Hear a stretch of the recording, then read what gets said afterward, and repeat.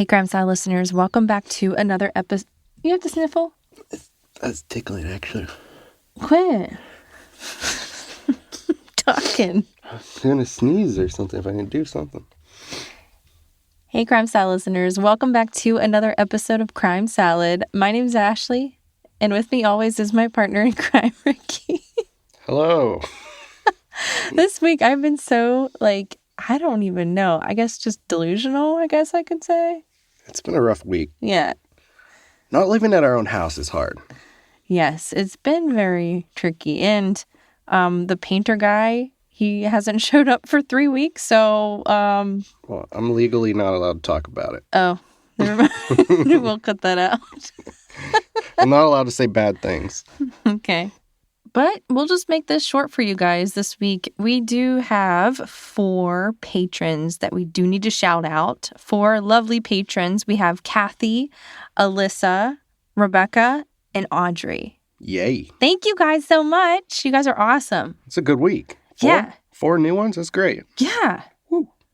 They must not want those ads. Maybe. But anyways, thank you guys. And thank you guys so much for just listening and supporting us. We've had some awesome comments. It just fills our hearts. It really does. You guys are so supportive and awesome. All right. So let's jump into this week's episode.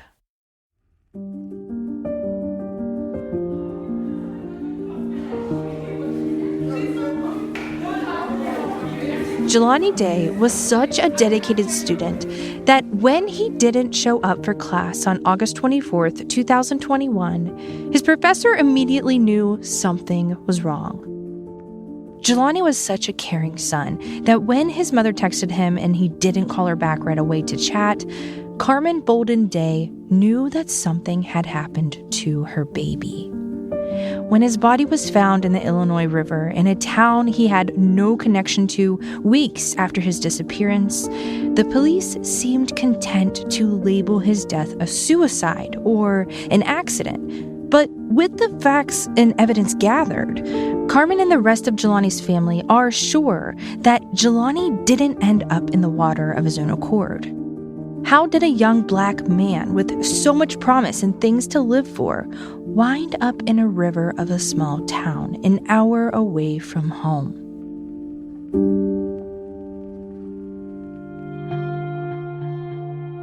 In central Illinois, there isn't much going on. There's cornfields for miles, a few state parks scattered throughout the state, and lots of small towns.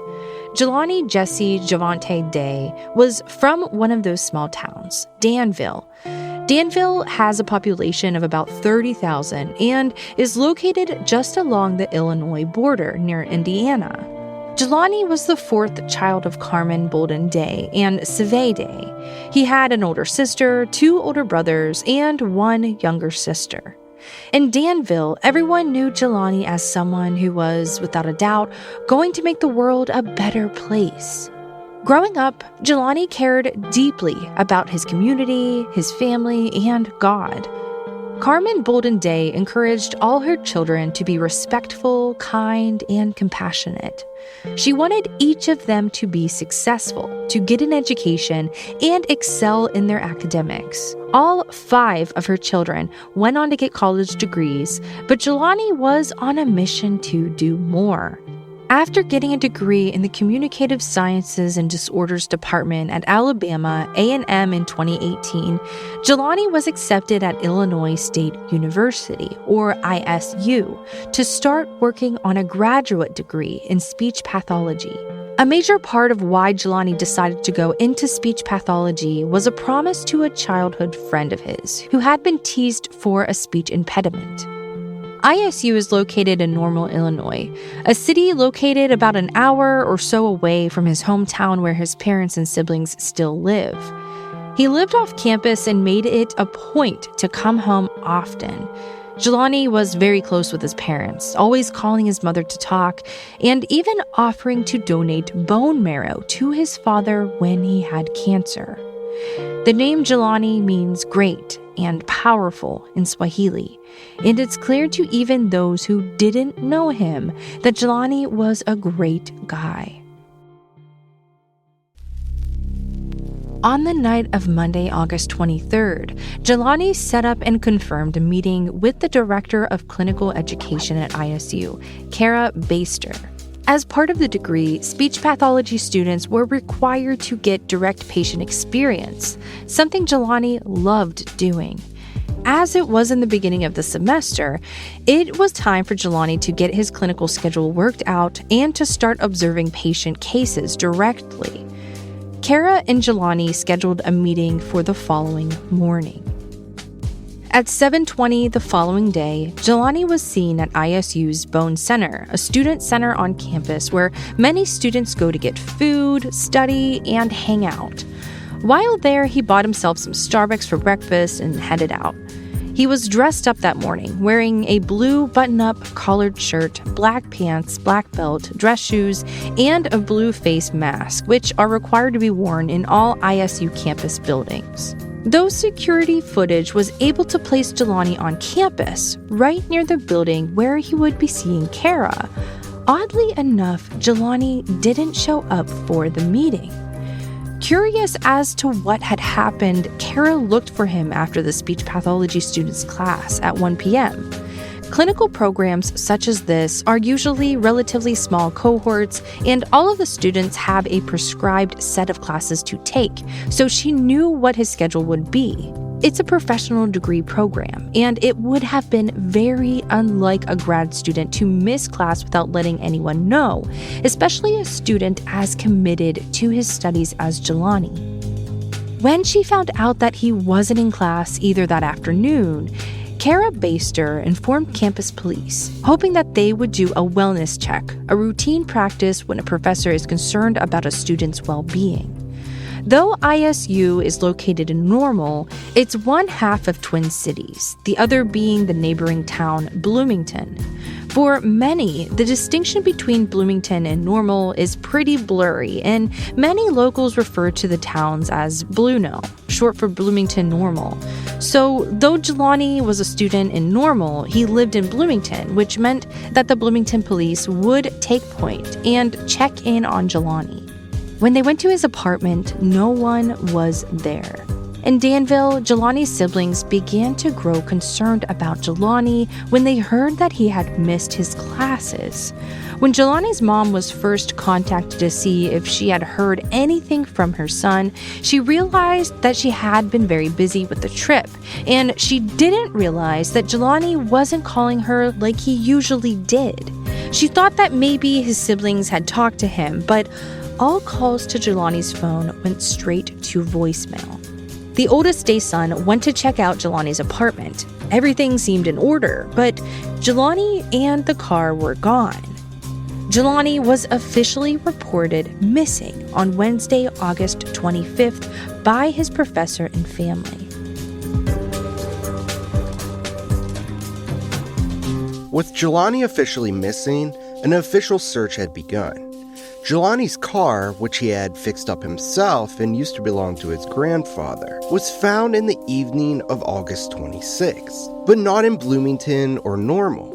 The Chrysler was found in Peru, Illinois, an hour drive north of Bloomington. Peru is another small town in Illinois, and it used to be one of the many all-white towns in the Midwest.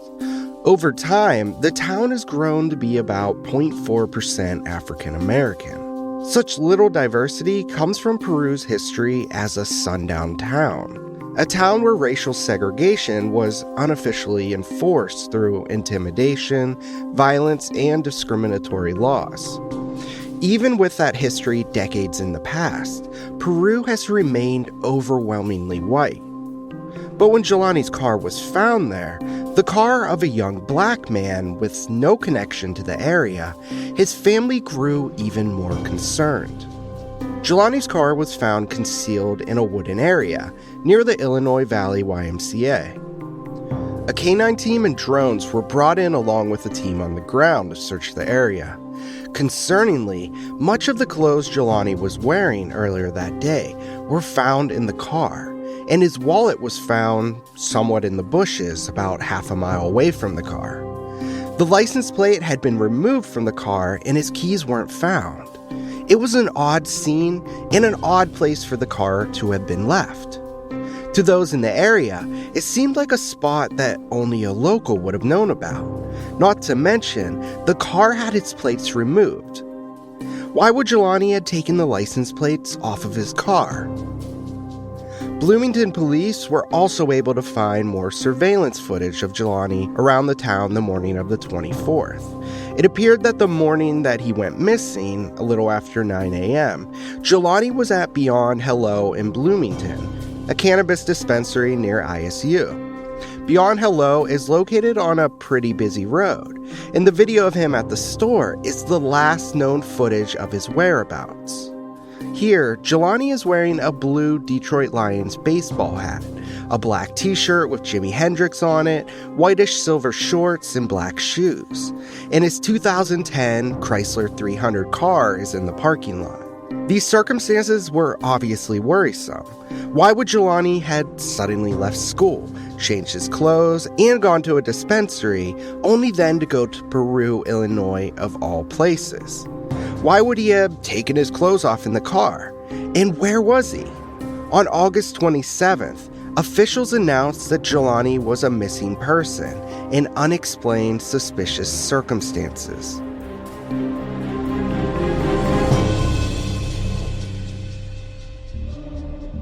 Nearly a week went by with no more updates on the case. Carmen Bolden Day, Jelani's mother, pleaded with local news stations to cover her son's disappearance to raise awareness, but he only received minimal coverage. During the same time, the Gabby Petito case was ongoing. Some people drew comparisons between the cases, highlighting how quickly she was found and how much media attention there was around her, when Jelani Day also went missing that same week. Carmen and many others noted that when Gabby, a young white woman, disappeared, the FBI was quick to get involved. Why wasn't Jelani, a young black man with just as much promise and light, getting the same attention? Even though there were no leads and no help from bigger organizations like the FBI, Carmen was holding on to hope that Jelani would come home safely. On Saturday, September 4th, however, it was reported that a body had been found in the Illinois River. The body was found along the southern bank of the river, east of the Illinois 251 bridge. The location was about a mile from where Jelani's car had been found.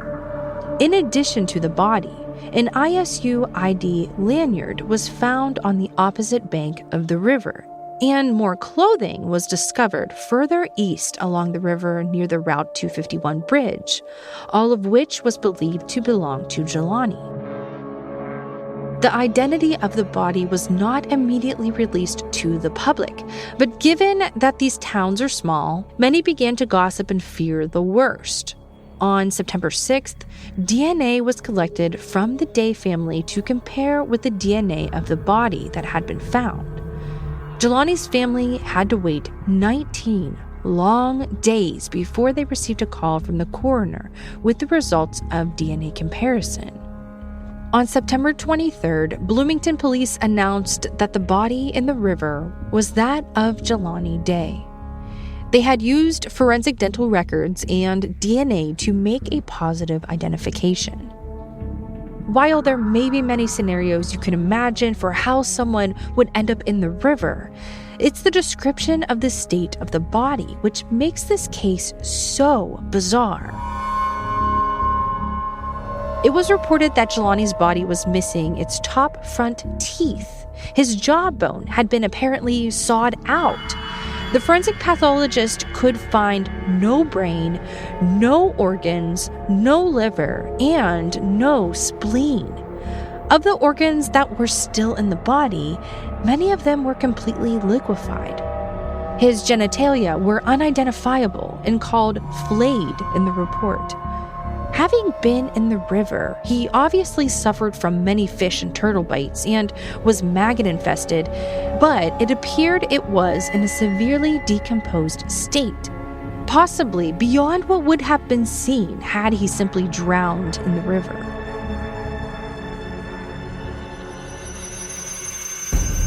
People in the local towns were also obviously anxious for answers. How could a graduate student with so much promise and drive suddenly go missing and his body end up in such a horrific state? Over the last month, there have been some updates, but most of it is unsatisfying. The toxicology report only showed evidence of marijuana, caffeine, and nicotine, all legal substances in Illinois. None of these were found in any significant amounts that would have been the cause for concern. On October 25th, the LaSalle coroner stated that he believed the cause of death to be drowning with no evidence of trauma before his death. But it's unclear how he ended up in the river. The coroner's report says there was no evidence of injury, such as manual strangulation, an assault or altercation, sharp, blunt, or gunshot injury, infection, tumor, natural disease, congenital abnormality, or significant drunk intoxication. But given the state of the body when it was discovered, we're not sure how any of these things can be ruled out fully. As Jelani's mother pointed out, quote, "He doesn't have any skin to determine bruising, so none of this makes sense. And you want to tell me there's no physical trauma done to my child?" End quote. Furthermore, Jelani was an avid swimmer and even used to be on the swim team. Avid swimmers would not likely drown themselves. With the evidence, it's hard to believe this could have been a simple drowning accident. According to Jelani's family, they have shared that the police are creating a narrative that Jelani's death was a suicide or possibly even an accident. Jelani's family adamantly denies this. Jelani had no history of mental illness, no recent trauma or shifts in personality that often indicate suicidal ideation, and had so much he was looking forward to, including his new program he had worked so hard to get into, a vacation to Florida, and a family that he would never let down.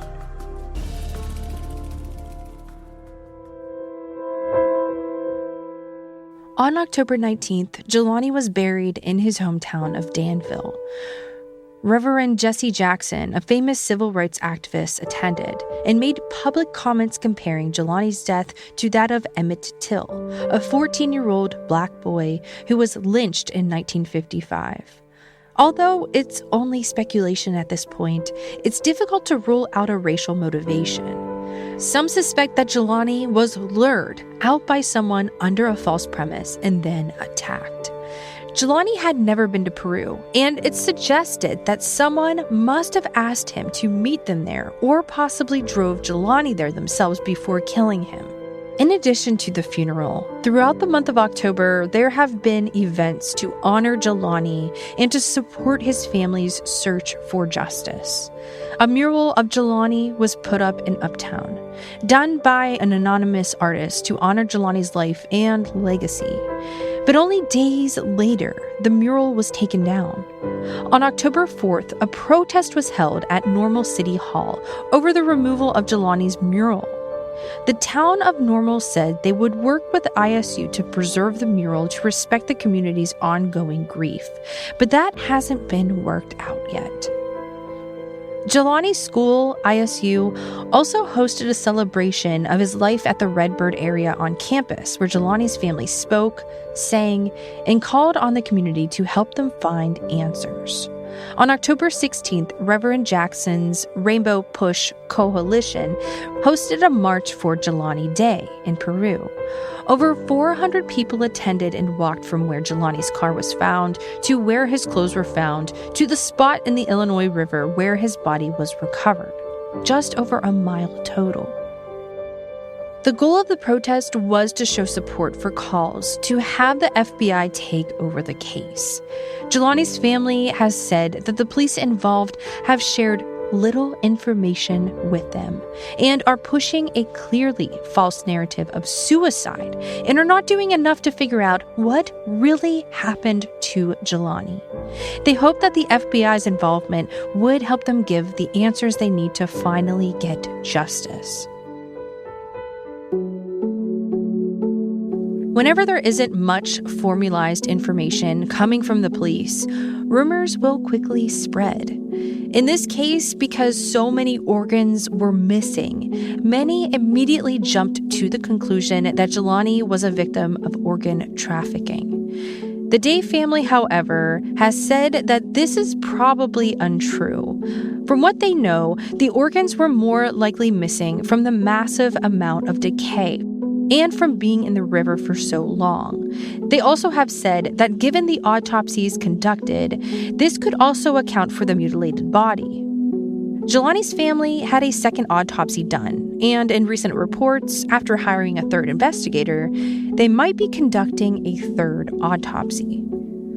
Though there may be reason to doubt the organ harvesting theory, the police suggestions have not been satisfying either. The Peru police have stated that they have shared all of the files related to the case with the FBI, but given that they, at least publicly, don't see Jelani's death as a homicide, which is a federal crime, the FBI can't lead the investigation. They can only assist. Even though the Days are skeptical about Jelani's cause of death being drowning, they firmly believe that someone put him in that river. By all accounts, Jelani had everything to live for. He was beginning a clinical graduate program and had always been an excellent student. He was well-liked by those around him and had a great relationship with his parents. Though we're on the outside looking in, it's hard to believe he would have done this to himself. In a recent interview, Jelani's mother brings up compelling points as to why she believes that Jelani was murdered. Though Jelani was a local to central Illinois, he had never been to Peru and had no reason to go there. His car was parked in such a secluded area. It seems like only a local could have known this area. The wooded area is hardly visible from any main road, and it's a dead end. Additionally, why would Jelani have left his belongings in the car, remove the license plates, and take off so many of his clothes? Those who have suggested that he was going for a walk or headed to the nearby Starved Rock State Park, it doesn't make sense why he'd leave so much behind. His body was nearly 2 miles away from his car. The details simply don't add up. Someone knows something. Here at Crime Salad, we are deeply invested in getting justice for Gabby Petito, and now we hope that we can bring the same concern and compassion we felt for her to Jelani Day's case. The young man with so much to live for ended up dead in a river, and someone out there knows how. You can find updates on Jelani's case posted by his mother and siblings on the Justice for Jelani Day Facebook page. And you can help support the Day family in their fight for justice by donating to their GoFundMe page. Even if this case comes up as a drowning accident, where is his cell phone? His keys are still missing. Where's his license plate? And like we mentioned before, he was an avid swimmer in high school, so he knew how to swim. Something happened to Jelani Day. Thank you all so much for listening to this week's episode. We will see you next week. Crime Salad is a Weird Salad production. Are you kidding me? That was perfect.